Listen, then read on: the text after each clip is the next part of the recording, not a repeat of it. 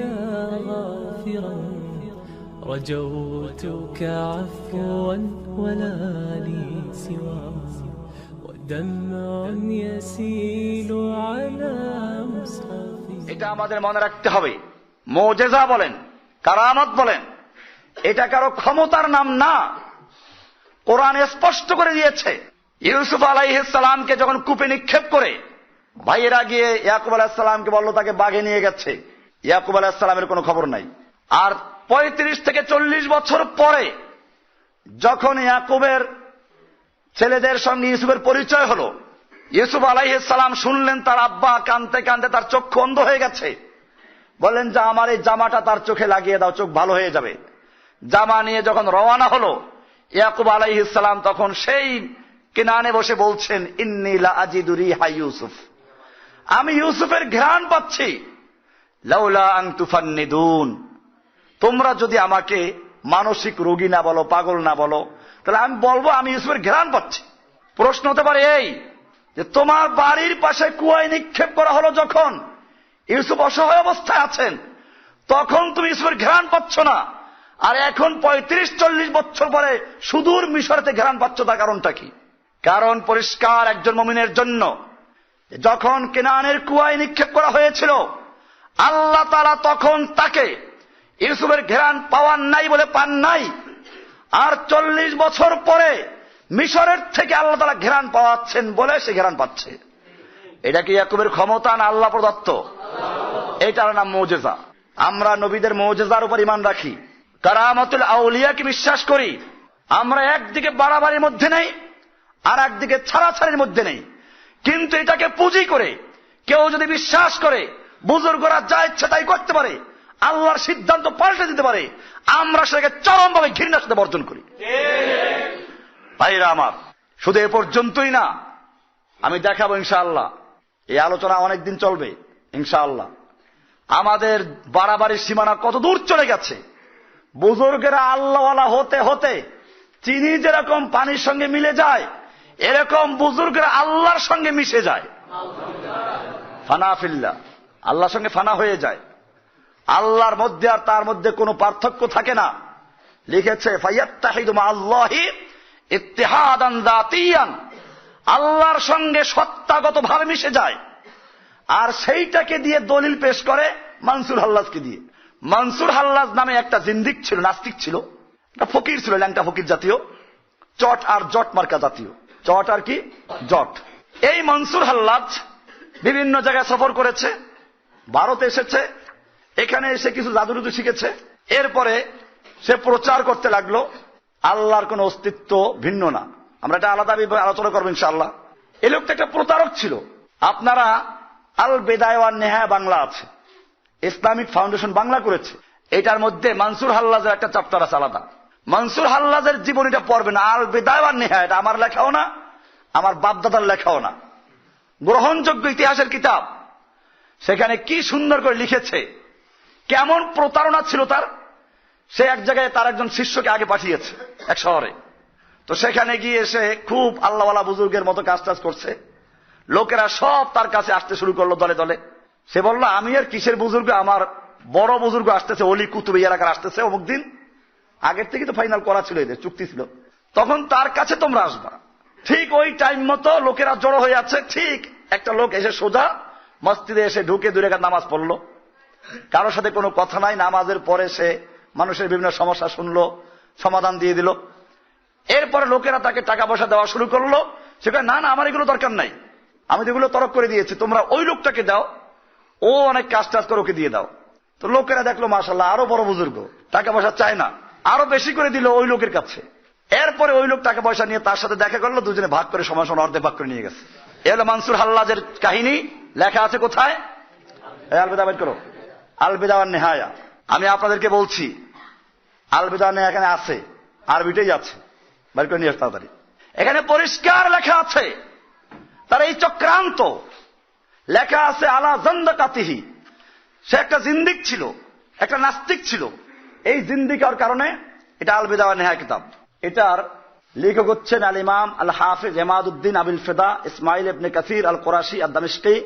700 হিজরিতে তার জন্ম, মৃত্যু হয়েছে 774 হিজরিতে। এটা গ্রহণযোগ্য ইতিহাস, যারা নাম শুনেছেন আলেমরা সবাই জানে, মাদ্রাসা ছেলেরা তো জানবে। এটা আল বিদা ওয়ান নেহা কোনো সাধারণ কিতাব না, এটা অনেক আগের কিতাব, যখন এই সমস্ত ফেরকাবাজি হয় নাই। এখানে পরিষ্কার লেখা আছে আশিয়া মিন হিয়ালিল হাল্লাজ, লাল কালি দিয়ে লিখে দিয়েছে আশিয়া মিন হিয়ালিল হাল্লাজ, হাল্লাজের কিছু হিলা চক্রান্ত। এরপরে তার অনেকগুলো কাহিনী লেখছে, লিখেছে ওয়াকান আল হাল্লাজ মুতালাব্বিনান, এ ছিল বহুরূপী। মুতালাব্বিনান মানে বহুরূপী, রংবাজ। তারাতান ইয়ালবাসুল মাসু ওয়া তারাতান ইয়ালবাসুদ দরা ওয়া তারাতান ইয়ালবাসুল কবা ওয়া হুয়া মা কুল্লি কওমিন আলা মাযহাবিহিম। সে প্রত্যেক জাতির সঙ্গে তাদের মাযহাব মতো আচরণ করত। ইন কানু আহলা সুন্নাহ আও রাফিদা আও মুতাজিলা আও সুফিয়া আও ফুসাকান আও গায়রহুম, যার সাথে শিয়া, রাফিজি, খারিজি, মুতাজিলা, এরকম ভাবে ফাসিক, ফুজ্জার, যার সঙ্গে যখন মিলত তার সঙ্গে সেরকম রূপ ধারণ করত। বিস্তারিত লেখা আছে, পর্তুগালি একটা নিয়ে অনেক সময় চলে যাবে, কারো দেখার দরকার দেখে নেবেন। এই মানসুর হাল্লাজ ছাড়া আমার দেশে ওয়াজ হয় না পীরে গো। সে আল্লাহর সাথে জিকির করতে করতে আল্লাহর সাথে মিশে গেছে। চরমনায় বিশ্বাসদের নাম তো চলে আসে এই কারণেই, ওনাদের প্রত্যেকটা বইতে আছে। বই আমার এখানে আছে, কারো দেখলে দেখাই দেবো, কয়টা রেফারেন্স দিব। প্রত্যেকটা বইতে এটা ছাড়া লেখা হয় নাই। লেখা আছে যে জিকির করতে করতে আল্লাহর সাথে মিলে গেছে। ওনাকে যখন বন্দী করা হলো, উনি লাস্টে জিকির করতে শুরু করলেন আনাল হক, আনাল হক। কি জিকির করতে শুরু করলেন? আনাল হক। আনাল হক মানে আমি আল্লাহ, আমি আল্লাহ। এটাকেও সমর্থন করে বর্তমানে কত দূর চলে গেছে মানুষের গুলু করতে করতে। আনাল হক মানে কি? আমি আল্লাহ। তো আমি আল্লাহ এই জিকির যদি কেউ করে, কেমনে করে? এটা জায়েজ করে কেমনে? এরা যে আনাল হক জিকির করে এইভাবে যে যখন আল্লাহর সাথে ফানা হয়ে যায় তখন দেখে তার মধ্যে আল্লাহর মধ্যে কোনো পার্থক্য নাই, মিশে গেছে। চিনি যখন পানির সঙ্গে মিশে যায় তখন কি হয়? ভিন্ন কোনো অস্তিত্ব থাকে না, একাকার হয়ে যায়। একাকার যখন হয়ে গেল তখন কি আর নিজে থাকে? তখন তো সে আল্লাহ হয়ে গেছে। তখন কি বলে? আনাল হক জিকির করে। খালি এ পর্যন্ত না, তার কবিতা আছে আমার এখানে, অকাদিদ্দা আল হাল্লাজ আন্না রূহ আল্লাহ হাল্লাত ফীহি। সে দাবি করে যে আল্লাহর রূহটা তার মধ্যে ঢুকে গেছে। কামা হাল্লাত ফিল আম্বিয়া মিন ক্বাবলু হাসবা জামিহি, তার ধারণা মতো যেরকম নবীদের মধ্যেও আল্লাহ অবতরণ করেন। এটা হিন্দুদের আকীদা। ওই যে একজনে বলছে না, দুর্গা দেবী প্রতি বছর কোনো না কোনো বাহনে চড়ে আসে, এবার এসেছেন কিসে চড়ে? গজে চড়ে। আর এই জন্য দেশের ফসল বেড়ে গেছে, সাথে দাঁড়িয়েছে। কালকে পত্রিকা লাগছে সাথে দাঁড়ায় নাই, মিথ্যা কথা বলেছে। আমার ভাইয়েরা, কালকে অর্থমন্ত্রী বলেছে যে অবস্থা, এতে কি হবে না, বাংলাদেশের জিডিপি সাথে দাঁড়াবে না। ওটা মিথ্যা বলেছে। এই যে আকীদা, এটা হিন্দুদের আকীদা, মুসলমানদের মধ্যে ঢুকিয়ে দেওয়া হয়েছে। মনসুর হাল্লাজের আকীদা এটাই ছিল। সে বলছে যে যখন আল্লাহর সঙ্গে মিশে গেছি এখন আর আমার মধ্যে আল্লাহর মধ্যে পার্থক্য নাই। আনা মান আহওয়া ওয়ামান আনা আহওয়া আনা নাহনু রূহান হালালনা বাদানা, তার লেখা কবিতা। সে লিখেছে আমি তো সেই ব্যক্তি যাকে চাই, আর যে আমাকে চায় আমি সেই ব্যক্তি। তার মানে দুজনে এক। নাহনু রূহানে, আমরা হচ্ছে দুইটা রূহ, হালালনা বাদানা, একটা দেহের মধ্যে দুইটা রূহ ঢুকে গেছি। ফাইদা আবসারাতনি আবসারতুহু ওয়া ইদা আবসারতুহু আবসারাতনা, যখন আমি তাকে দেখি তখন সে আমাকে দেখে, আর সে যখন দেখে আমি তাকে দেখি। তার মানে তার চোখ আমার চোখ। এটা একটা হাদিস আছে। যে কোনো ভ্রান্ত আকীদার পিছনে একটা হাদিস থাকে।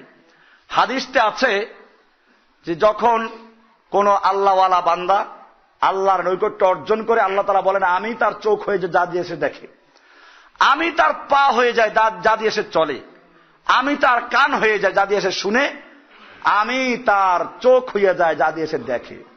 এই পর্যন্ত হাদিস শেষ না, হাদিসটা বের করো। ওই হাদিসে বলা আছে যখন সে আমার কাছে কিছু চায় আমি তাকে দান করি। কি করি? তাহলে চাইলে দান করি। এখানে কি বলা হয়েছে যে সে একাকার হয়ে গেছে? এটা সকলেই বুঝে। যে বিষয়গুলো বলছিলাম যে আল্লাহ সুবহানাহু ওয়া তাআলার সঙ্গে মিশে গেছে, অথচ হাদিসটার লাস্টে কি বলা আছে? লাস্টে বলা আছে যে যখন সে আমার কাছে চায় আমি তা দান করি। একই যদি হয়ে যায় আবার চাইবে কার কাছে? এই হাদিসের অর্থ হচ্ছে এই যে আমি তার সাহায্য করি, আমি তার পক্ষে থাকি, আমি তার পক্ষে দেখি। এইটারে নিয়ে গেল যে বান্দা আল্লাহর সঙ্গে মিশে একাকার হয়ে যায়। লেখছে এখানে মাজাজাত রূহি কামা তামজুজুল খামরাতু ফিল মাইজ জালাল, আমার রুহুটা তোমার রুহুর সঙ্গে মিশে গেছে।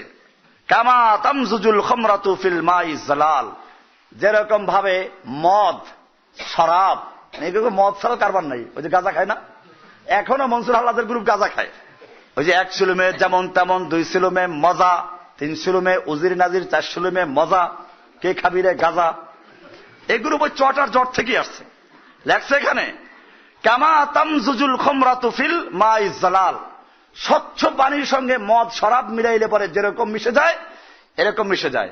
আমার দেশে বলে যে চিনি যেরকম মিশে যায়। সুবিধার বয়ানে শুনবেন, ফাইদা মাসসাকা শাইউন মাসসানি ফাইদা আনতা আনা ফি কুল্লি হাল, সর্বাবস্থায় আমি তুমি, তুমি আমি।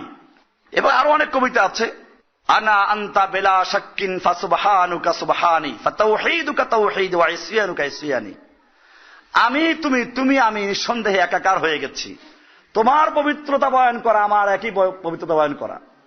এইরকম ভাবে এরপরে শেষে লিখেছে, আলা উবাল্লিগু আহিব্বাই বিআন্নি রাকিবতুল বাহরা ওয়ান কাসারাস সাফিনা আলা দীনিস সালিব ইয়াকুনু মাউতি ফালাল বাতহা উরিদ ওয়ালাল মদিনা।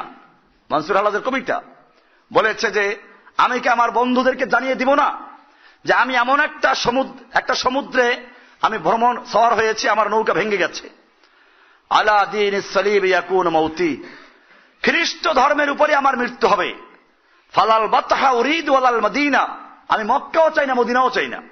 এরপরে লেখছে আনাল হাক্কু ওয়াল হাক্কু লিল হাক্কি, আমি হক, আমি আল্লাহ।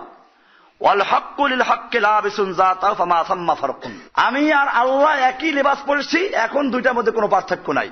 এটা সবাই স্বীকার করবে, এটা দ্বিমত করবে না কেউ, কারণ এই যে বক্তব্য দিচ্ছি এটা সবাই স্বীকার করে না, আল্লাহর সঙ্গে মিশে গেছিল। আরো কত মজার কাহিনী আছে, সব বলতে গেলে অনেক সময় লাগবে। লেখা আছে যে মনসুর হাল্লাজকে যখন জেলখানায় আটকানো হলো, একদিন খলিফা গিয়ে দেখে, বাদশাহ গিয়ে দেখে যে জেলখানাও নাই আর মনসুর হাল্লাজও নাই, পানি থই থই করছে। আর একদিন গিয়ে দেখে যে জেলখানা পড়ে আছে, শিকলও পড়ে আছে, মনসুর হাল্লাজ নাই।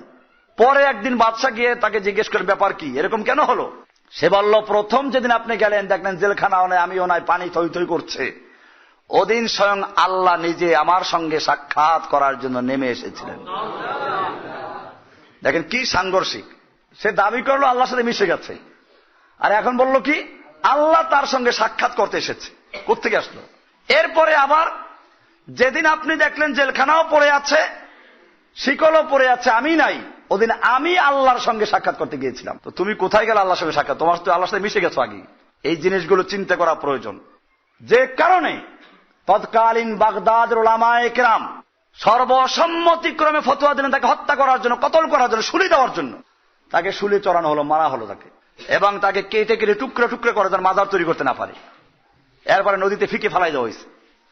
সুফিরা বানাইলো কি, ওনাকে যখন জবাই করা হলো তখন তার রক্তের থেকে আনাল হক শুরু হলো কেরামত। মিথ্যা কাহিনী, এই বেদায়নে এত সামনে আছি, আছে কোন জায়গায় এসব কাহিনী? তারিখুল উমাম, তারিখে বাগদাদ, তারিখে বেদায়ন নিহায়া, এখানে সব আছে। কেউ যদি দেখাইতে পারে আস্তে মাথা নত করে তওবা করে নিব। যত গাঁজাখুরি কাহিনী, রক্তে আনাল হক বলা শুরু করলো, পরে তাকে পোড়াইলো। এই বেটা পোড়াইছে তো তোরা মাজার তৈরি করতে না পারো, পোড়ানোর পরে ছাইগুলো নদী ফেলে দিয়েছে, শেষ কাহিনী শেষ। এরপরে ছাইয়ের থেকে আনাল হক, এরপরে নদীতে নাকি ফালানোর পরে নদীর থেকে আনাল হক পানি উঠতে ওঠা শুরু করলো, বাগদাদ ডুবে যাচ্ছে, তারপরে নাকি সবাইকে ক্ষমা চাইছে, তারপরে আল্লাহ তার ঠান্ডা করে দিয়েছে। নাউজুবিল্লাহ। কি কাহিনী, আজব কাহিনী, নাটক। ভাইরা আমার, এই যে বাড়াবাড়িগুলো করা হয়েছে এগুলো গুলু বলা হয়। সুফিরা এই বুজুর্গদেরকে নিয়ে গুলু করেছে। এই জন্য আমি কয়েক প্রকার গুলুর দৃষ্টান্ত পেশ করলাম। শিয়াদের গুলু, খ্রিস্টানদের গুলু, ইহুদিদের গুলু, ইহুদিরাও ঈসা আলাইহিস ওজাইরকে আল্লাহর পুত্র বলেছে। এরকম ভাবে আমলগত গুলু আছে। আমলগত গুলু হলো আল্লাহ তাআলা শরিয়াতের যে বিধান দিয়েছেন, ফরজ, ওয়াজিব, মুস্তাহাব, হালাল, হারাম, এগুলোর কোন একটাকে যে সীমানা দেওয়া আছে তার চেয়ে বাড়ানো, মুস্তাহাবকে ফরজের পর্যায়ে নিয়ে যাওয়া, ফরজকে মুস্তাহাবের পর্যায়ে নিয়ে যাওয়া, এগুলো হচ্ছে গুলু। একজন লোক সে নিজের উপরে ওয়াজিব করে নিল, সারা রাত্র সে ইবাদত করবে, এটা বাড়াবাড়ি। এই গুলোর দুইটা প্রকার আছে। একটা হচ্ছে হারাম, যেমন মনে করুন সে হলফ করলো আমি সারা বছর রোজা রাখবো, তার মানে ঈদের দিনও রোজা রাখবে। আর একটা হচ্ছে এরকম না, যেমন মনে করেন সে হলফ করলো আমি সবসময় রোজা রাখবো তবে হারাম দিনগুলো বাদ দিয়ে, এটাও গুলু। কারণ আল্লাহর রাসূল সাল্লাল্লাহু আলাইহি ওয়াসাল্লাম বলেছেন সবচেয়ে ভালো সিয়াম হচ্ছে দাউদ আলাইহিস সালামের সওম। তিনি একদিন সওম করতেন, আরেকদিন ভাঙতেন। আল্লাহ তাআলা আল্লাহর রাসূলকে বলছেন যে তোমরা ইয়া আইয়ুহাল মুযাম্মিল কুমিল লাইলা ইল্লা কালিলা নিসফাহু আও ইনকুস মিনহু কালিলা আও জিদ আলাইহি, অর্ধেক বা তার চেয়ে একটু কম বা তার চেয়ে একটু বেশি, এভাবে ইবাদত করতে বলেছেন। এখন কেউ যদি নিজের উপরে লাজিম করে নেয় যে সে সারা রাত্র ইবাদত করবে, সে গুলু করলো। এখন তো গুলুর কাহিনী, আল্লাহু আকবার। একজনে কত এক রাত্রে 40,000 রাকাত নামাজ পড়েছেন, আর কতবার কোরআন খতম করেছেন আল্লাহই জানে। এখন এগুলো মনে রাখতে হবে। এই যে বিষয়গুলো আছে এগুলো হচ্ছে বাড়াবাড়ি করা, গুলু বলে এগুলোকে। আমি গুলু সম্পর্কে আলোচনা করছি। এই গুলোগুলো কেন হচ্ছে? আত-তাসদীদু তারাতান ইয়াকুনু বিইত্তিখাযি মা লাইসা বিওয়াজিবিন আলা মুস্তাহাব্বিন বিমানজিলাতিল ওয়াজিব, যেটা ফরজ বা ওয়াজিব না এগুলোকে ফরজ এবং ওয়াজিবের স্থানে নিয়ে যাওয়া। ওয়া তারাতান বিইত্তিখাযি মা লাইসা বিমুহাররাম আলা মাকরুহ বিমানজিলাতিল মুহাররাম, আবার কোন সময় যেটা হারাম না বা মাকরুহ না এটাকে হারাম অথবা মাকরুহ করে নেওয়া। নিজের উপরে নিজে হারাম করলে কোন সময় সে মাছ গোশত খাবে না, বুজুর্গরা করে, হারাম করে নেওয়া, এগুলো গুলু হয়ে করে। তো আমরা গুলুগুলো কেন হচ্ছে? এই গুলু প্রথমে বড় আকারে হয় না, প্রথমে হয় ওয়ায়াবদাউ হাযাল ইনহিরাফ ইয়াসীরান সুম্মা ইয়াতাআযামু আলা মাররিল আইয়াম হাত্তা ইয়াসবাহা কাআন্নাহুল আসল। এই গুলোগুলো শুরু হয় প্রথমে আস্তে আস্তে। প্রথমে যেমন মূর্তি পূজা, প্রথমে মূর্তি পূজা কেন শুরু হয় নাই? এটা তাফসীর ইবনে কাসিরে দেখবেন, ওয়ালা তাযারুন্না ওয়াদ্দাউ ওয়ালা সুওয়া ওয়া ইয়াগুস ওয়া ইয়াউকা নাসরা, ওই আয়াতের তাফসীরে লেখা আছে এরা ছিল নূহ আলাইহিস সালামের পরবর্তী কিছু আল্লাহওয়ালা মানুষেরা, সালেহীন ফি কওমে নূহ। এরা যখন মারা গেল শয়তান এদের কাছে আসলো, এসে বলল দেখো তোমাদের উপর আল্লাহর গজব পড়বে, তোমরা আল্লাহওয়ালাদের কথা শুনো নাই, তো এখন কেমনে তওবা করতে হবে? সবাই তওবা করো। কে ওয়াজ করতেছে?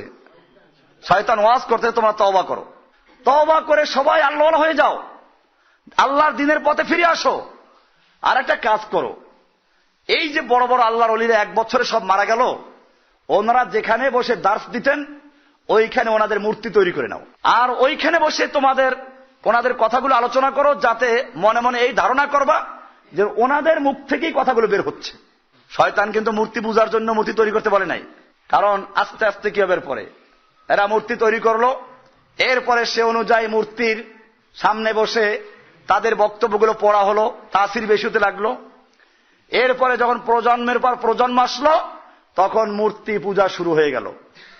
এটাই বলা আছে ইয়াবদাউ হাযাল ইনহিরাফ ইয়াসীরান, এই যে গুলু বাড়াবাড়ি এটা প্রথমে শুরু হয় আস্তে আস্তে, এরপরে কালের চক্রে এটা আস্তে আস্তে বড় হয়ে যায় এবং এটা শেষ পর্যন্ত একটা আলাদা ধর্ম হয়ে যায়, দিন হয়ে যায়। যেমন মনে করুন ঈসা আলাইহিস সালামকেও আল্লাহর পুত্র যারা বলেছে তারা এরকমই। আমাদের সমাজেও একদল মানুষ প্রথমে আল্লাহর নবীকে ভিন্ন কিছু চিন্তা করেছে, নবী ভিন্ন, এরপরে তারা বলেছে মানুষ না, এরপরে চলে গেছে আল্লাহর জাতি নির্মিত, এবার হাদিস তৈরি করেছে। এই যে বিষয়গুলো তৈরি হয় কতগুলো কারণ আছে। আসবাবুল গুলু, গুলু কেন হয়? 1 নম্বর কারণ হচ্ছে আল জাহাল বিদ্দিন, দিন সম্পর্কে অজ্ঞতার কারণে। এই দিনের এলেম নাই, সঠিক এলেম না থাকার কারণে এগুলো তৈরি হয়। আমাদের সমাজে অনেকেই বলে যে আমরা ইসলাম পেয়েছি পীর বুজুর্গদের মাধ্যমে। আমি বলি এটা একটা 100% ঠিক, এটা 100 ঠিক, 100% ঠিক। পীর বুজুর্গদের মাধ্যমেই এদেশে ইসলাম প্রচারিত হয়েছে বলেই পীর বুজুর্গদের ইসলাম প্রচারিত হয়েছে, কোরআন সুন্নাহর ইসলাম প্রচারিত হয় নাই। কথা পরিষ্কার।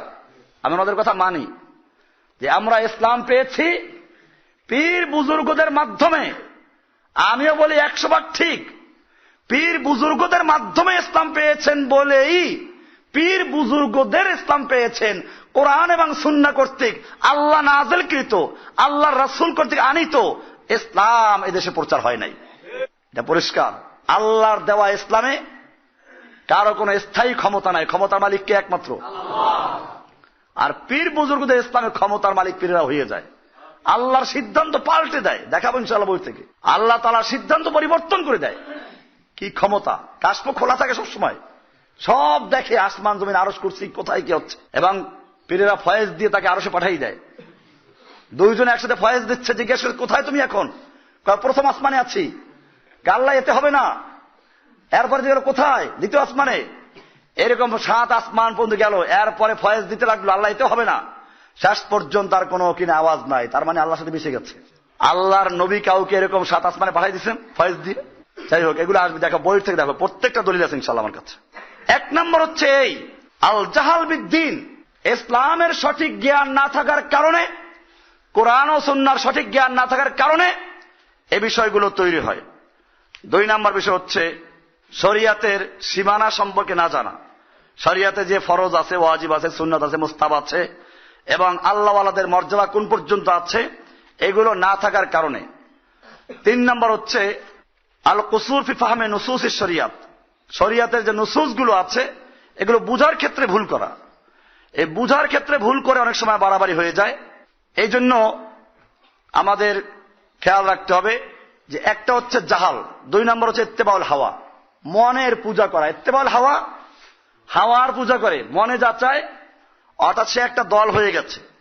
এই দলের পক্ষে দলিল দিতে গিয়ে মানুষের হাদিস তৈরি করেছে।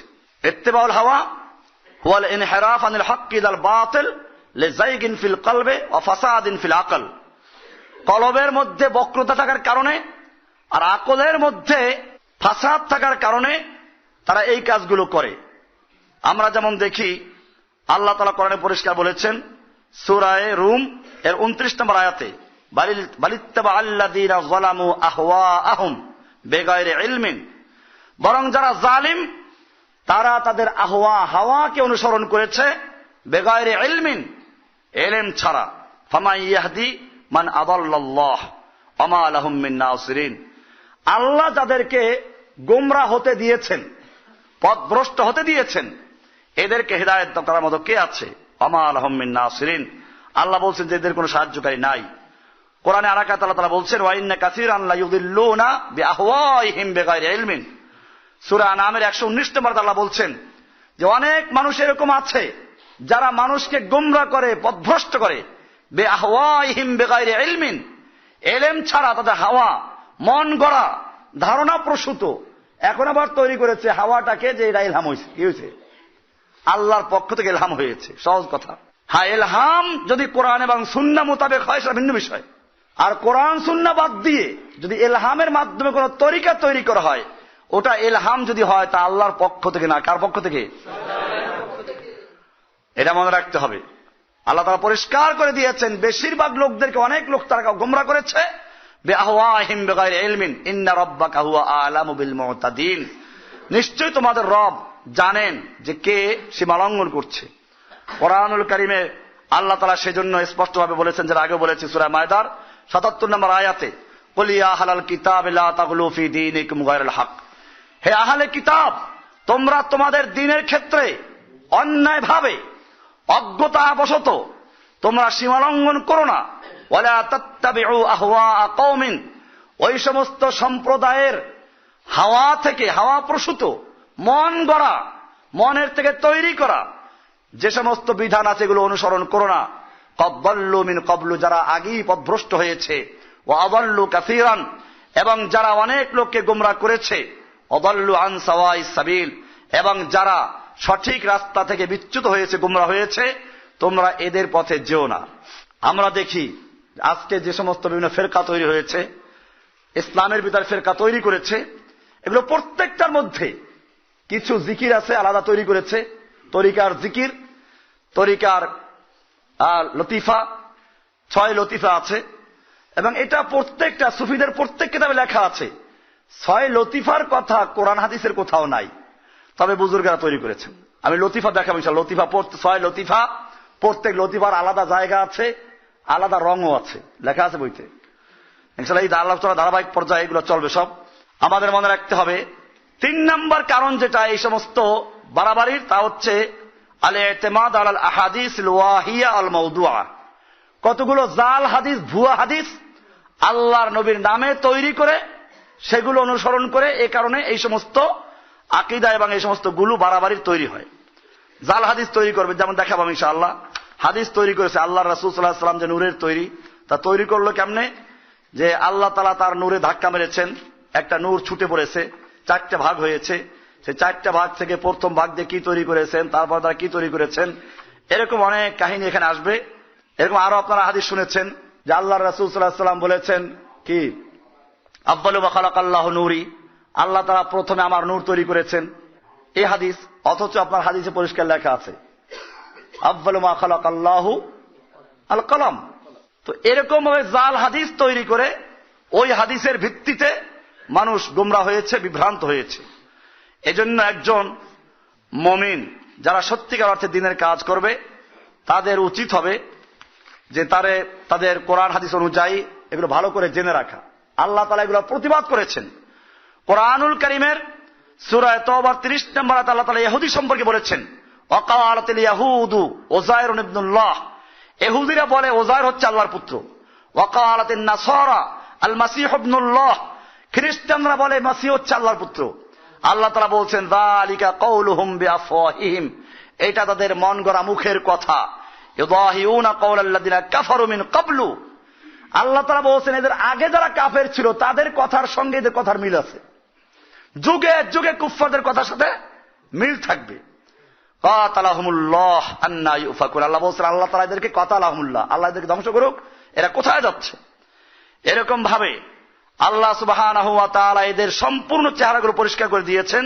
ইহুদিরা কেন উযায়রকে আল্লাহর পুত্র বিশ্বাস করলো? রহস্য ছিল এই, বখতে নাসর 3 রকম রিওয়ায়াত আছে। বখতে নাসর যখন বাইতুল মুকাদ্দাস হামলা করে তখন তাওরাতের অনেক হাফেজদেরকে হত্যা করে ফেলে। উযায়র ছিল শিশু, তাকে এই জন্য হত্যা করে নাই। এরপরে উযায়র যখন বড় হলো, একদিন একটা মাঠ দিয়ে যাচ্ছিল, দেখে যে সব এখানে পড়ে আছে, লাশ পড়ে আছে, শহর বিরান হয়ে আছে। উনি মনে মনে চিন্তা করলেন আল্লাহ তাআলা এগুলো কেমনে জীবিত করবেন। কোরআনে আছে এটাও, এটা আছে সূরা বাকারার 259 নম্বর আয়াতে, আও কাল্লাযী মাররা আলা ক্বারিয়াতিন ওয়া হিয়া খাবিয়াতুন আলা উরুশিহা। এখানে বিস্তারিত আছে আল্লাহ তাআলা কিভাবে জীবিত করবেন। আল্লাহ তাআলা তাকে বলেন যে তুমি মরে যাও, মরে গেল, ফামাতাহুল্লাহু মিয়াতা আমিন, 100 বছর মরে রইল। এরপরে আল্লাহ সুম্মা বাসাহু, আল্লাহ তাআলা তাকে জীবিত করলেন।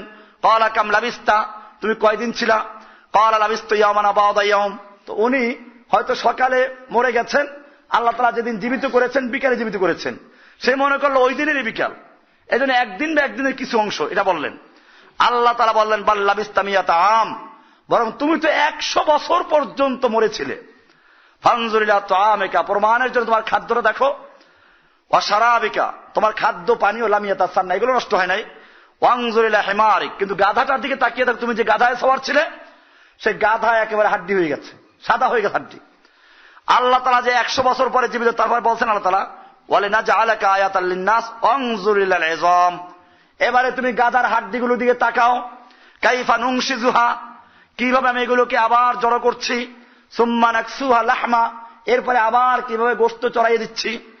ফালাম্মা তাবায়্যানা লাহু, যখন তার সামনে বিষয়টা স্পষ্ট হয়ে গেল, ক্বালা আল্লাহু আ'লামু আন্নাল্লাহা আলা কুল্লি শাইইন কাদির, আমি ইয়াকিন আগের থেকেও ছিল, বাস্তব রূপায়ণটা দেখলেন, বললেন যে আমি জানি যে আল্লাহ তাআলা সবকিছু ক্ষমতা রাখেন। এই যে 100 বছর পরে জীবিত হলেন, এরপরে লোকেরা বিশ্বাস করে না, তুমি যে সেই উযায়র, তার প্রমাণ করো। উনি বললেন যে আমি তাওরাত মুখস্থ বলে দেব, লিখে দিব, লিখে দিলেন। এখন লোকেরা বললো এই তো আল্লাহর পুত্র, নিলে পাইল কোথায়? এইভাবে উযায়রকে আল্লাহর পুত্র বলতে আরম্ভ করলো। অথবা আরেকটা রওয়ায়াত আছে এরকম যে আল্লাহ তাআলা ইহুদিদের উপরে গজব দিয়ে সকলের অন্তর থেকে তাওরাতকে ভুলিয়ে দিয়েছিলেন, কিন্তু উযায়রকে আল্লাহ তাআলা এটা দিয়েছিলেন।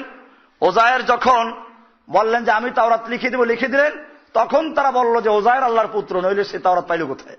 এইভাবে উযায়রকে আল্লাহর পুত্র মানা হলো। খ্রিস্টানরা ঈসা আলাইহিস সালামকে আল্লাহর পুত্র কেন বলতে লাগলো? ঈসা আলাইহিস সালাম একতরফ বিনাভাবে তৈরি হয়েছে, সেটা একটা কারণ ছিল। আওলে আন্নাহু কানা ইউবরিউল আকমাহ ওয়াল আবরাস ওয়া ইউহিল মাউতা বিইজনিল্লাহ, উনি কুষ্ঠ রোগীদের গায়ে হাত বুলালে ভালো হয়ে যেত। এরকম ভাবে বধির লোকদের কি করতেন, উনি ভালো করতেন, অন্ধ লোকদেরকে ভালো করে দিতে পারতেন, এবং মৃত্যুদেরকে জীবিত করতে পারতেন আল্লাহর হুকুমে। এসব কারণে এরা বলতে লাগলো যে ঈসা আলাইহিস সালাম আল্লাহর পুত্র নয়, এগুলো কেমনে করতে পারেন? আল্লাহ রাব্বুল আলামিন এদের প্রতিবাদ করেছেন কোরআনুল কারীমে। সূরা মায়েদার 72 থেকে 77 নম্বর আয়াত পর্যন্ত পড়বেন। আল্লাহ তাআলা বলছেন লাকাদ কাফারাল্লাযীনা ক্বালু, নিশ্চয়ই ওরা কাফের হয়ে গেছে যারা বলে ইন্নাল্লাহা হুয়াল মাসীহু ইবনে মারইয়াম, নিশ্চয় আল্লাহ হচ্ছেন মাসিহ ইবনে মারিয়ম। ওই যে আল্লাহর মধ্যে ঢুকে গেছে। ওয়াকাল আল মাসিহ ইয়া বনি ইসরাঈল, অথচ মাসিহ নিজে কি বলেছেন? হে বনি ইসরাঈল, উবুদুল্লাহ রাব্বি ওয়া রাব্বাকুম, তোমরা আল্লাহর ইবাদত করো যিনি তোমাদের এবং আমার রব। ইন্নাহু মান ইউশরিক বিল্লাহি ফাকাদ হাররামাল্লাহু আলাইহিল জান্নাহ, নিশ্চয় যে ব্যক্তি আল্লাহর সঙ্গে শিরিক করবে আল্লাহ তাআলা তার জন্য জান্নাতকে হারাম করে দিয়েছেন। ওয়া মাওয়াহুন নার, এবং তার ঠিকানা হচ্ছে জাহান্নাম। ওয়া মা লিজ জালিমিনা মিন আনসার, নিশ্চয় জালিমদের জন্য কোনো সাহায্যকারী নাই। লাকাদ কাফারাল্লাযিনা ক্বালু, নিশ্চয় ওরা কাফের হয়েছে যারা বলে ইন্নাল্লাহা সালিসু সালাসা, নিশ্চয় আল্লাহ হচ্ছেন তিনের তৃতীয়। যিশু, মেরি, আল্লাহ, ঈশ্বর, এই তিনে মিলে আল্লাহ, তিনের এক অংশ হচ্ছে ঈসা আলাইহিস সালাম। আল্লাহ বলছেন লাকাদ কাফারাল্লাযিনা ক্বালু, নিশ্চয় ওরা কাফের হয়ে গেছে যারা বলে ইন্নাল্লাহা সালিসু সালাসা, আল্লাহ হচ্ছেন তিনের তৃতীয়। ওয়ামা মিন ইলাহিন ইল্লা ইলাহুন ওয়াহিদ, আল্লাহ তাআলা বলছেন যে অথচ এক আল্লাহ ছাড়া আর কোন ইলাহ নেই। ইল্লাম ওয়া ইল্লাম ইয়ানতাহু আম্মা ইয়াকুলুনা, তারা যা বলছে এর থেকে যদি বিরত না থাকে লা ইয়ামাসান্নাল্লাযিনা কাফারু মিনহুম আযাবুন আলীম, তাহলে তারা যা করছে এই কারণে তাদের উপরে আল্লাহর পক্ষ থেকে মর্মন্তুদ শাস্তি আসবে। এরকম ভাবে আল্লাহ সুবহানাহু ওয়া তাআলা এরপরে জবাব দিয়েছেন যে খ্রিস্টানরা যাকে আল্লাহর পুত্র বলছেন, এটা আল্লাহ তো বলছেন সূরা আলে ইমরানের 59 নম্বর আয়াতে বলছেন ইন্না মাসালা ঈসা ইনদাল্লাহি কামা সালি আদম, ঈসা আলাইহিস সালামকে আল্লাহ তাআলা বিনা বাপে তৈরি করেছেন, আদমকে তো বাপ মা ছাড়া তৈরি করেছেন। আল্লাহ তাআলা বলছেন ইন্না মাসালা ঈসা ইনদাল্লাহি কামা সালি আদম, ঈসার দৃষ্টান্ত হচ্ছে আদমের মতো। খলাকাহু মিন তুরাবিন, আদমকে আল্লাহ তাআলা মাটির থেকে তৈরি করলেন। সুম্মা ক্বালা লাহু কুন ফায়াকুন, তো আদমকে যেভাবে সৃষ্টি করেছেন ঈসাকে সেভাবে সৃষ্টি করেছেন। এরকম ভাবে আল্লাহ সুবহানাহু ওয়া তাআলা উত্তর দিলেন কোরআনুল কারীমে। আমাদের মনে রাখতে হবে আল্লাহর রাসূল সাল্লাল্লাহু আলাইহি ওয়াসাল্লাম নির্দেশ করেছেন, বুখারী হাদিসে আসছে, আব্দুল্লাহ বিন ওমর রাদিয়াল্লাহু থেকে বর্ণিত সহিহ সনদে বুখারী হাদিস, রাসূল আকরাম সাল্লাল্লাহু আলাইহি ওয়াসাল্লাম বলছেন, সহিহ বুখারী কিতাবুল আম্বিয়া বাবু কাউলিল্লাহি তাআলা ওয়াজকুর ফিল কিতাব মারইয়াম, এটা তাফসিরে আসছে। আল্লাহর রাসূল সাল্লাল্লাহু আলাইহি ওয়াসাল্লাম বলছেন লা তাতরুননি, তোমরা আমার বিষয় নিয়ে বাড়াবাড়ি করো না। কামা আতরাতিন নাসারা ইবনে মারইয়াম, যেমন ভাবে বাড়াবাড়ি করেছে, সীমা লঙ্ঘন করেছে, অতিরঞ্জন করেছে খ্রিস্টানেরা ঈসা ইবনে মারইয়াম সম্পর্কে। ফাইন্নামা আনা আবদুহু, জেনে রাখো নিশ্চয় আমি হচ্ছে আল্লাহর বান্দা, আল্লাহর গোলাম। ফাকুলু আব্দুল্লাহ ওয়া রাসূলুহু, তোমরা বলো আমি আল্লাহর বান্দা এবং আল্লাহর রাসূল, আল্লাহর বান্দা এবং রাসূল। আমরা এজন্য ছোটবেলায় সাক্ষ্য দিয়েছি ওয়া আশহাদু আন্না মুহাম্মাদান আবদুহু ওয়া রাসূলুহু, আমি সাক্ষ্য দিচ্ছি যে মুহাম্মদ সাল্লাল্লাহু আলাইহি ওয়াসাল্লাম আল্লাহর বান্দা এবং রাসূল। এই সাক্ষ্য আমরা সকলেই দিয়েছি। এই সাক্ষী দেওয়ার পরেও আমরা আবার নামের সময় নাম রাখি গোলাম মুস্তাফা। কি নাম রাখি? মুস্তাফার গোলাম। আমরা কি মুস্তাফার গোলাম না মুস্তাফা নিজে আল্লাহর গোলাম? কার গোলাম? গোলাম রসুল, আব্দুল নবী, গোলাম নবী, এসব নামগুলো রাখে মানুষ। এগুলো বাড়াবাড়ি করেছে, এগুলো এমন একটা পর্যায়ে চলে গেছে এখন যদি আপনি বলেন তাহলে হাযা শাইউন উজাব। মক্কার কুফফাররা তাওহীদকে ভুলে গিয়ে এমন এক চরম পর্যায়ে পৌঁছেছিল, আল্লাহর নবী যখন তাওহীদের দাওয়াত দিলেন তখন বলল এটা তো আশ্চর্য কথা। কোরআনে আসছে সূরা সাদের 5 নম্বর আয়াতে, আজাআলাল আলিহাতা ইলাহান ওয়াহিদা ইন্না হাযা লাশাইউন উজাব। মুহাম্মদ কি বলো, এটা সমস্ত আলেহাদেরকে বাদ দিয়ে এক আল্লাহ কেন্দ্রিক, এক আল্লাহ সমস্ত ক্ষমতার মালিক, এক আল্লাহ সমস্ত বিধান দেওয়ার মালিক, এক আল্লাহ রিজিক দেওয়ার মালিক, এক আল্লাহ সন্তান দেওয়ার মালিক। এটা ইসলামের মূল ভিত্তি। আল্লাহ নবী এই দাওয়াতটাই দিয়েছিলেন। নামাজ আসলো মেরাজে, মেরাজে যাওয়ার আগ পর্যন্ত কিসে দাওয়াত ছিল? অনেকে গোলমাল লাগায়, ইমানের দাওয়াত ছিল। ঠিকই ইমানের দাওয়াত ঠিকই আছে, ইমানের মূল ভিত্তি। যদি বলা হয় ইমানের দাওয়াত একটা যেভাবে বলে কিছুর থেকে কিছু হয় না, আল্লাহর থেকে হয়, দোকানে খাওয়ায় না, চাকরিতে খাওয়ায় না, এই দাওয়াত নবী দেন নাই। কারণ এই বিশ্বাস মক্কার কুফফার এমনি করত। কোরআনে পরিষ্কার বলা আছে ওয়ালা ইন সাআলতাহুম মান খালাকাহুম লা ইয়াকুলুন্না আল্লাহ ওয়ালা ইন সাআলতাহুম মান খালাকাস সামাওয়াতি ওয়াল আরদ লা ইয়াকুলুন্না খালাকাহুন্নাল আজিজুল আলিম ওয়ালা ইন সাআলতাহুম মান খালাকাস সামাওয়াতি ওয়াল আরদ ওয়া সাখখারা আশ-শামসা ওয়াল কামার লা ইয়াকুলুন্না আল্লাহ ওয়ালা ইন সাআলতাহুম মান নাযালা মিনাস সামাই মান ফাআহইয়া বিহিল আরদা মিন বা'দি মাউতিহা লা ইয়াকুলুন্না আল্লাহ। এই বিশ্বাস মক্কার কাফেররা এমনি করত। আমার জাতিকে ভুল বোঝানো হয় যে মক্কার কাফেররা আল্লাহ বিশ্বাস করত না, সেজন্য ওরা কাফের, আর আমরা আল্লাহ বিশ্বাস করি এজন্য মুসলমান। কি সুন্দর কথা। আল্লাহ তাআলা কোরআনে বারবার বলেছেন, আপনি যদি ওদেরকে জিজ্ঞেস করেন কে সৃষ্টি করেছে ওদেরকে, লায়াকুলুন্নাল্লাহ, তারা বলবে আল্লাহ সৃষ্টি করেছেন। আল্লাহ আবার বলছেন ওয়ালা ইন সাআলতাহুম মান খালাকাস সামাওয়াতি ওয়াল আরদ, হে নবী আপনি যদি ওদেরকে জিজ্ঞেস করেন কে সৃষ্টি করেছে আসমান এবং জমিন, লায়াকুলুন্নাল্লাহ খালাকাহুন্নাল আজিজুল আলিম, তারা বলবে এক মহাপরাক্রমশালী মহাবিজ্ঞানী আল্লাহ সৃষ্টি করেছেন। ওয়ালা ইন সাআলতাহুম মান খালাকাস সামাওয়াতি ওয়াল আরদ ওয়া সাখখারাশ শামসা ওয়াল কমার, আপনি যদি ওদেরকে জিজ্ঞেস করেন কে সৃষ্টি করেছে আসমান এবং জমিন, কে তোমাদের অধীনস্থ করে দিয়েছে চন্দ্র এবং সূর্যকে, লায়াকুলুন্নাল্লাহ, অবশ্যই তারা বলবে কে করেছেন এগুলো সব আল্লাহ। এমন কি আজকে মুসলমান বলে দুর্গা দেবীর কারণে ফসল বেশি হয়েছে, মক্কার কাফেররা হয়েছে ভালো বিশ্বাস করতো। কোরআনকে জিজ্ঞেস করো, কোরআন বলেছে ওয়ালা ইন সাআলতাহুম মান নাযালা মিনাস সামাই মান ফাহইয়া বিহিল আরদা মিন বাদি মাউতিহা লায়াকুলুন্নাল্লাহ, হে নবী আপনি যদি মক্কার কাফেরদেরকে জিজ্ঞেস করেন, আবু জাহেল আবু লাহাবদেরকে জিজ্ঞেস করেন মান নাযালা মিনাস সামাই মান, কে আসমান থেকে পানি বর্ষণ করে, ফাহইয়া বিহিল আরদা মিন বাদি মাউতিহা, অথবা সেই পানির মাধ্যমে মৃত্যু জমিনকে, শুকিয়ে চৌচির হয়ে যাওয়া জমিনকে আবার তরুতাজা করে ফসল উৎপন্ন করার যোগ্যতা দান করেন কে, লায়াকুলুন্নাল্লাহ, তারা বলবে সব করেন কে আল্লাহ। এরকম অনেক আয়াত আছে, কুল মান ইয়ারযুকুকুম মিনাস সামাওয়াতি ওয়াল আরদ, ওদেরকে জিজ্ঞেস করো কে তোমাদের রিজিক দান করে আসমান থেকে এবং জমিন থেকে, তারা বলবে আল্লাহ রিজিক দেয়। এরকম স্পষ্ট আয়াত আছে। আল্লাহ ওরা অবিশ্বাস করত, আল্লাহ রিজিক দেওয়ার মালিক অবিশ্বাস করত, বৃষ্টি দেওয়ার মালিক, ফসল দেওয়ার মালিক, সৃষ্টিকর্তা, রক্ষাকর্তা, এই সব বিশ্বাস মক্কার কুফাররাও করত, ইহুদি খ্রিস্টানরাও করে। কোরআন সাক্ষী দিচ্ছে। সূরা মায়দার 18 নম্বর আয়াতে আল্লাহ বলছেন ওয়াকালাতিল ইয়াহুদু ওয়ান নাসারা নাহনু আবনাউল্লাহি ওয়া হিব্বাহু, আল্লাহ তাআলা বলছেন ইহুদি এবং খ্রিস্টানরা বলে আমরা হচ্ছে আল্লাহর সন্তান এবং আল্লাহর নাতিপুতি। আবনা ইবনুনে বহুবচন, ইবনুন মানে পুত্র, আর আপনা তার বহুবচনে কি হবে, তার সন্তান এবং নাতিপুতি। তারপরে আবার বলেন তেজ্য পুত্র না, তেজ্য পুত্র না। আল্লাহ তাআলা বলছেন যে ওরা বলে নাহনু আবনাউল্লাহি ওয়া আহিব্বাহু, আল্লাহর প্রিয় সন্তান, তেজ্য পুত্র না। তাহলে যারা আল্লাহর পুত্র নাতিপুতি দাবি করে নিজেদেরকে, তারা আল্লাহ বিশ্বাস করে কিনা? শয়তানও বিশ্বাস করে আল্লাহ আছে। শয়তান যখন জান্নাত থেকে বহিষ্কৃত হলো, তারপরেও সে প্রার্থনা করেছে কার কাছে? কি সুন্দর ডাক দিয়েছে, রব্বি ফানজিরনি ইলা ইয়াউমি ইউবাসুন, ও আমার রব তুমি আমাকে কিয়ামত পর্যন্ত হায়াত দান করো। কার কাছে চায়? আর আমার দেশের মানুষ বিপদে পড়লে ডাকে কাকে গিয়ে? মাজারে দৌড়ায়। এই মাজারপন্থী মুশরিকদের চেয়ে শয়তানের ঈমান মজবুত ছিল, ঠিক কিনা? কারণ শয়তান এই ব্যাপারে শিরক করে নাই। ভাইরা আমার, এটা মনে রাখতে হবে। আল্লাহ সুবহানাহু ওয়া তাআলা পরিষ্কার করে দিয়েছেন। আপনি বলবেন যে মক্কার কুফাররা মূর্তি পূজা করত, এইটা তো আমরা করি না।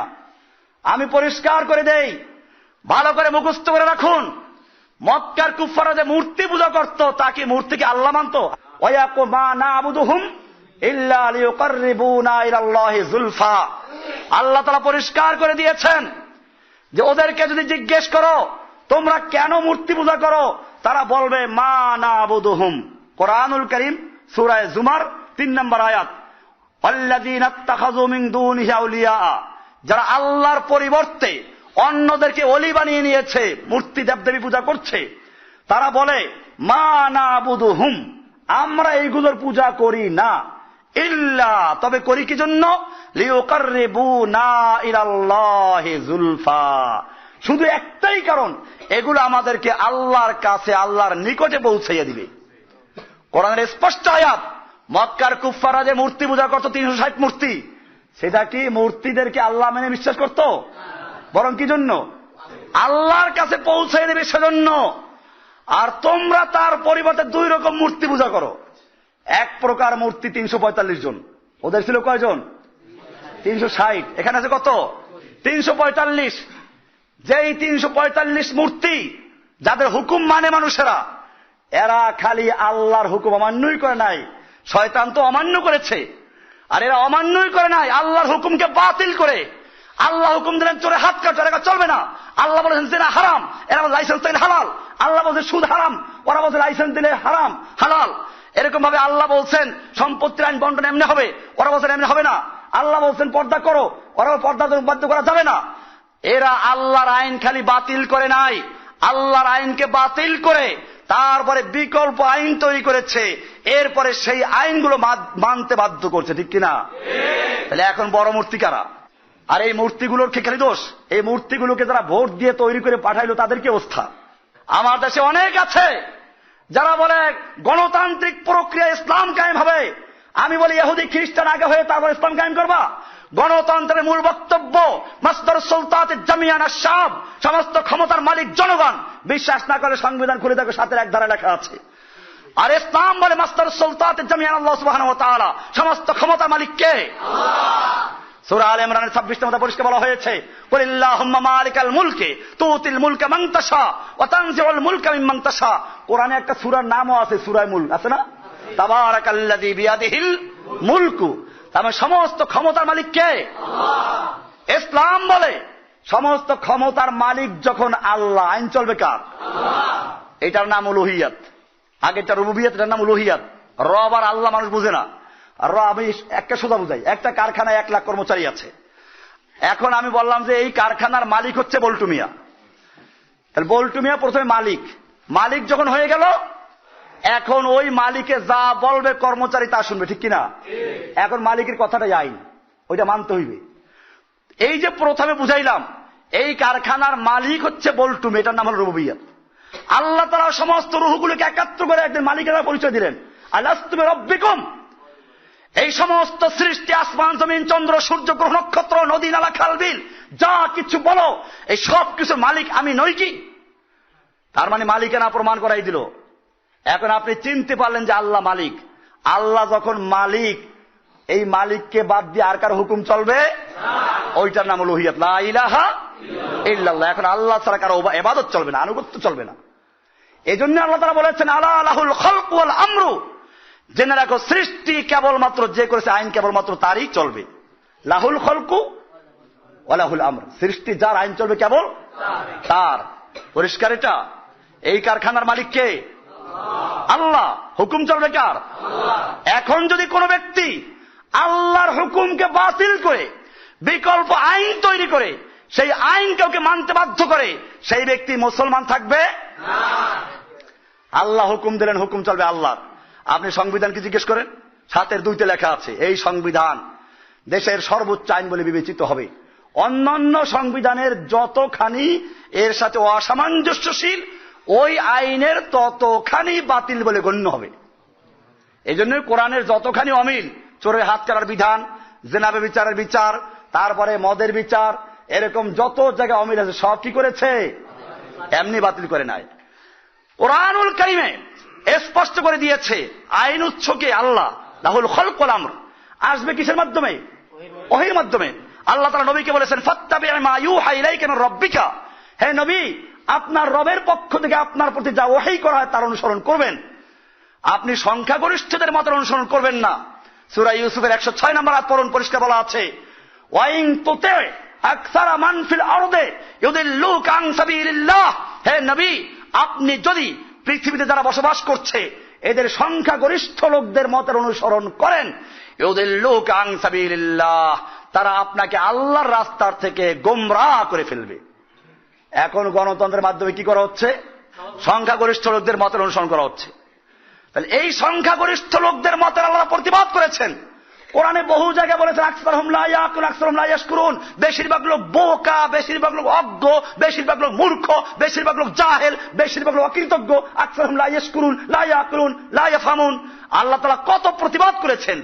আজকে যারা সেই দিন কায়েমের জন্য আবার এখন নতুন সুর বের করেছে, আমরা যে গণতন্ত্র বলি, এই গণতন্ত্র সে আমেরিকার আব্রাহাম লিঙ্কনের গণতন্ত্র না। আমি জিজ্ঞেস করি, ঢাকা বিশ্ববিদ্যালয়ে যে গণতন্ত্র পড়ানো হয় আর আমেরিকার বিশ্ববিদ্যালয়ে যে পড়ানো হয়, কোনো পার্থক্য আছে? ঢাকা বিশ্ববিদ্যালয়ে যে অর্থনীতি, আমেরিকার অর্থনীতি, কোনো পার্থক্য আছে? তাহলে এই যে বলা হচ্ছে ইসলামাইজেশন করা হচ্ছে গণতন্ত্রকে, এইটা আরেকটা কুফরি। এটা আরেকটা কি? কুফরি।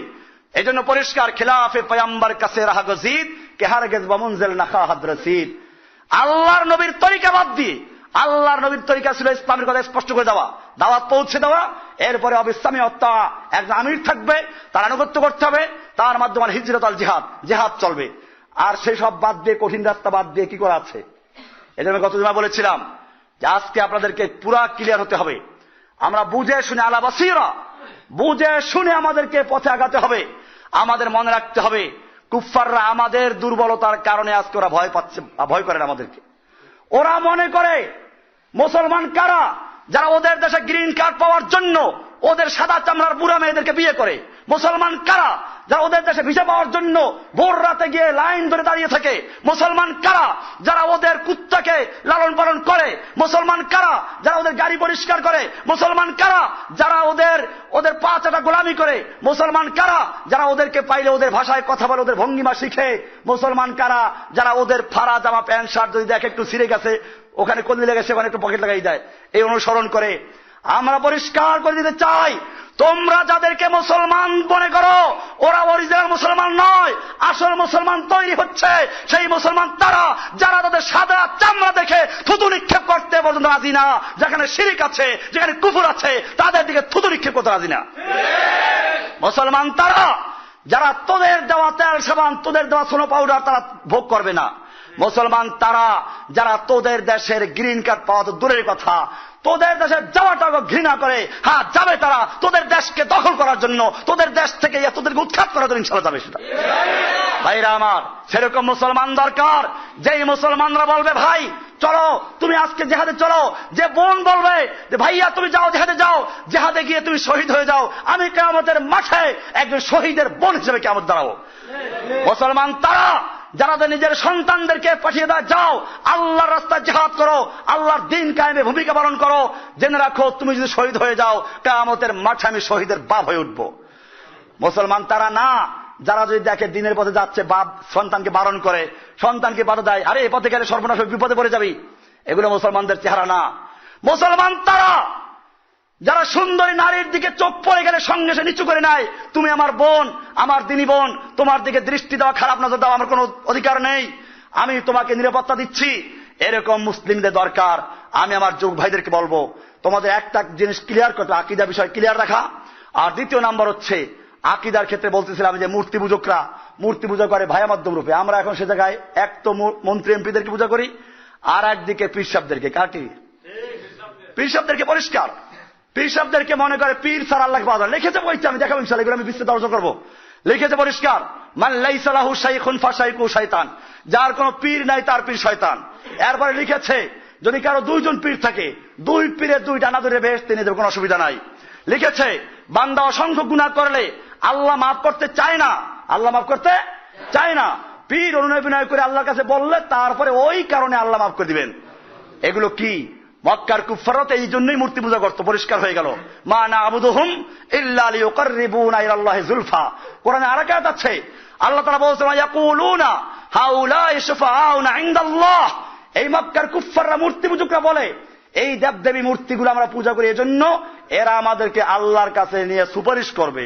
কোরআনুল কারীমের সূরা ইউনূসের 18 নম্বর আয়াত আল্লাহ বলছেন ওয়ায়াবুদুনা মিন দুনিল্লাহি মা লা ইয়াদুররুহুম ওয়া লা ইয়ানফাউহুম। তারা আল্লাহর পরিবর্তে এমন কিছুর ইবাদত করে পূজা করে যারা তাদের ক্ষতিও করতে পারে না, উপকার করতে পারে না। ওয়ায়াকুলুন, এবং তারা বলে হাউলাই শুফাআউনা ইনদাল্লাহ, এরা আমাদেরকে আল্লাহর কাছে সুপারিশ করে দিবে। পীরদেরকে মানে কি জন্য? আল্লাহ কি বলছেন? এরপর আল্লাহ উত্তর দিচ্ছেন, কি সুন্দর উত্তর, কোরআন পড়বেন মজা লাগবে। আল্লাহ তাআলা বলছেন কুল, আপনি বলুন আতুনাব্বিউনাল্লাহা বিমা লা ইয়ালামু ফিস সামাওয়াতি ওয়ালা ফিল আরদ। তোমরা কি আল্লাহকে জানিয়ে দিচ্ছ, আল্লাহকে খবর দিচ্ছ যেটা আল্লাহ নিজে জানেন না? আল্লাহ জানেন না যে আল্লাহর কাছে কোন সুপারিশকারী আছে, কিন্তু ভায়া মাধ্যম লাগবে। এরা আল্লাহকে জানাচ্ছে, এরা কি করবে? আল্লাহ কি সুন্দর কৌশল উত্তর দিয়েছেন, আতুনাব্বিউনাল্লাহা, তোমরা কি আল্লাহকে খবর দিচ্ছ, নাবাউন খবর দিচ্ছ, জানিয়ে দিচ্ছ, বিমা লা ইয়ালামু ফিস সামাওয়াতি ওয়ালা ফিল আরদ, যা আল্লাহ তাআলা নিজে জানেন না। আসমান সমূহে এবং জমিনে এমন যে কিছু আছে আল্লাহ জানেন না, তোমরা কি আল্লাহকে জানিয়ে দিচ্ছ? এরপর আল্লাহ বলছেন সুবহানাহু ওয়া তাআলা আম্মা ইউশরিকুন। সুবহানাহু ওয়া তাআলা, আল্লাহ তাআলা তারা যে আল্লাহর সঙ্গে শিরিক করছে, বোঝা গেল ভায়া মাধ্যম করা কি?